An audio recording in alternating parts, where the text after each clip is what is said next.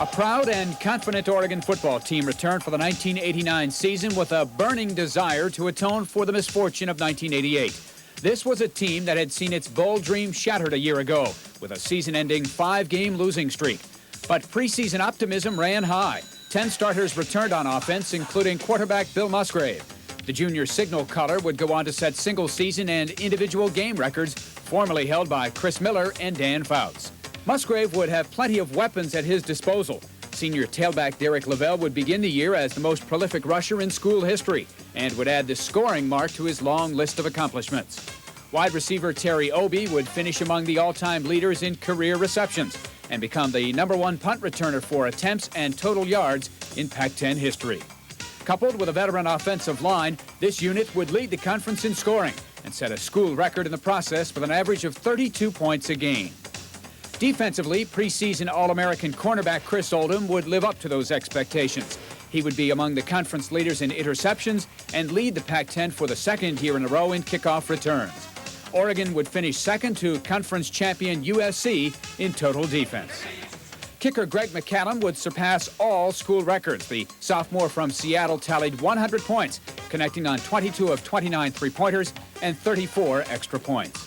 A record number of fans would pack Autzen Stadium. It would become one of the toughest venues in the Pac-10 for visiting teams. These fans had waited 26 years for a postseason invitation, and they would thrill in the excitement and success of the 1989 Oregon Ducks, a team that was bowl-bound.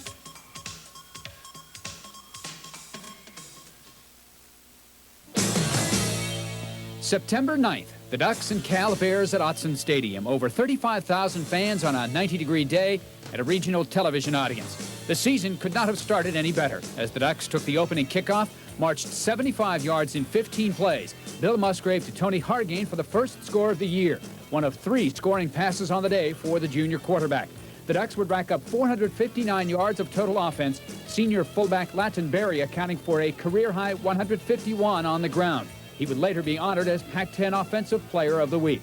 But the play of the day, courtesy wide receiver Joe Reitzig.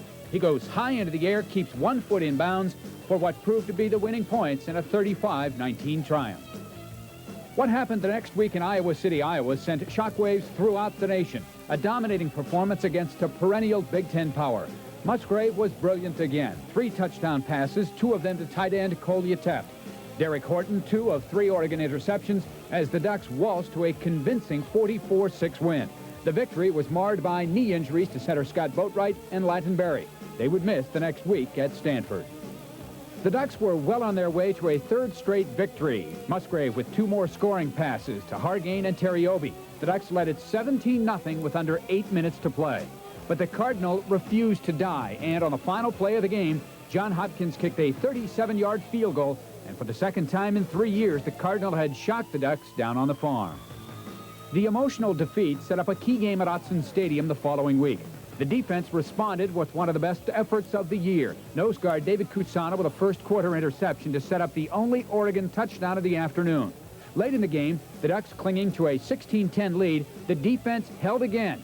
The Ducks improved to 3-1, 2-1 in Pac-10 play.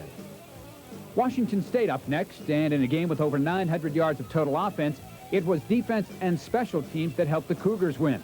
A blocked punt in the first quarter gave Washington State the early advantage, and the Ducks had to climb uphill the rest of the way. Fourth quarter, the Ducks down by 3 with the ball, but Musgrave's long passes intercepted by Ron Ricard. He took it the distance, and the Cougars prevailed 51-38. Week 6 and the 5th conference game of the season, this time in Seattle.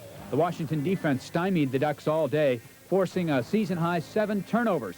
The final one by tight end Joe Merton sealed Oregon's fate. A once promising season seemed to be slipping away. The Ducks were 3-3 with 5 to play.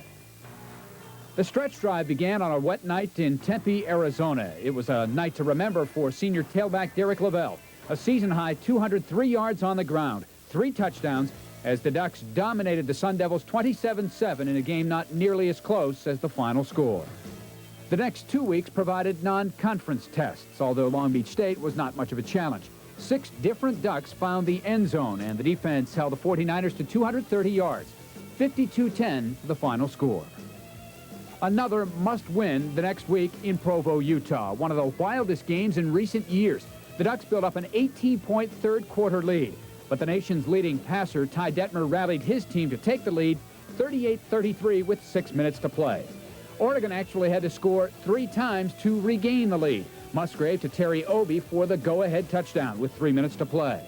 But Detmer again rallied his team, getting into the end zone with 1 minute to play, and at that point, the Ducks' bowl chances seemed to be fading.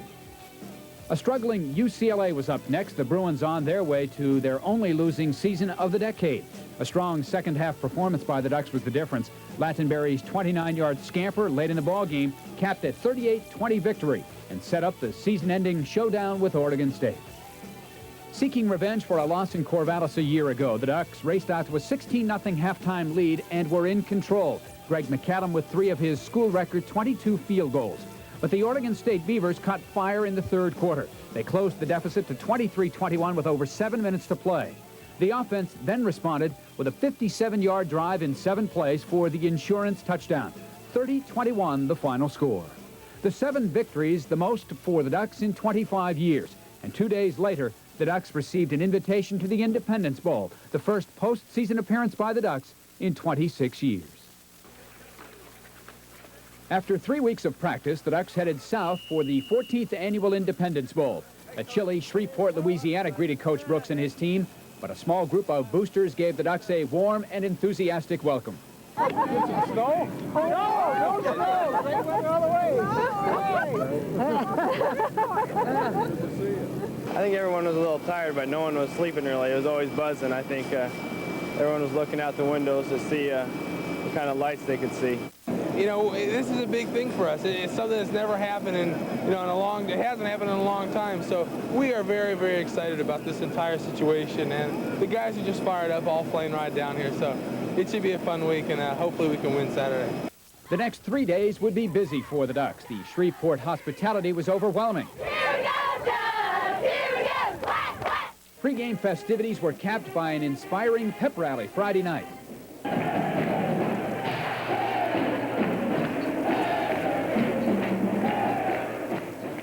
Saturday, December 16th, game day. Oregon fans over 4,000 strong were ready for the occasion. The Quack Attack was poised for national television.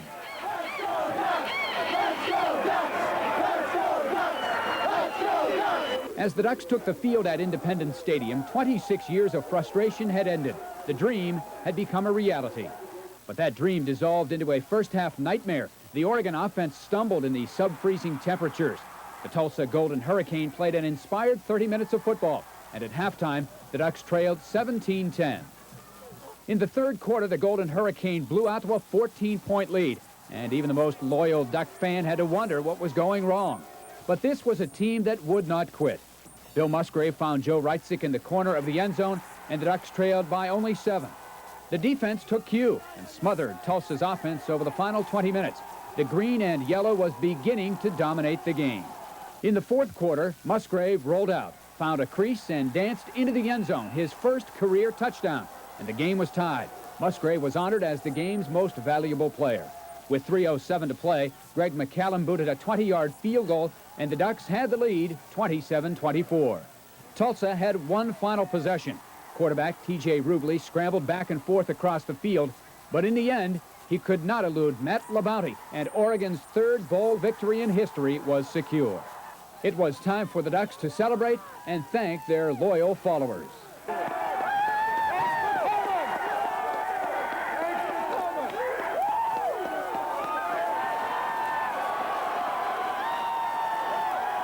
Well, you know, it was a great group of people that came here today. We wanted to go home with a victory, and I can't believe it happened. We were down, and we came back like we've done earlier this season, and it feels great.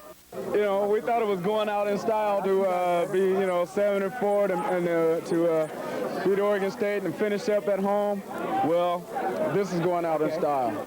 They now can claim to be only the third team in Oregon history to win a bowl game and to be one of the top 6 teams with 8 or 9 wins in school history is something they can remember the rest of their lives, and I'm very, very proud of them.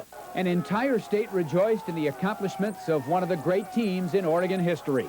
An 8-4 record, a slew of individual and team records, plus the championship of the Independence Bowl. The decade of the 80s had come to an end in championship fashion far from home. The future of the 90s is bright. Indeed, the Ducks are building something big. For the players, the coaches, and the fans, 1989 was truly a year to remember.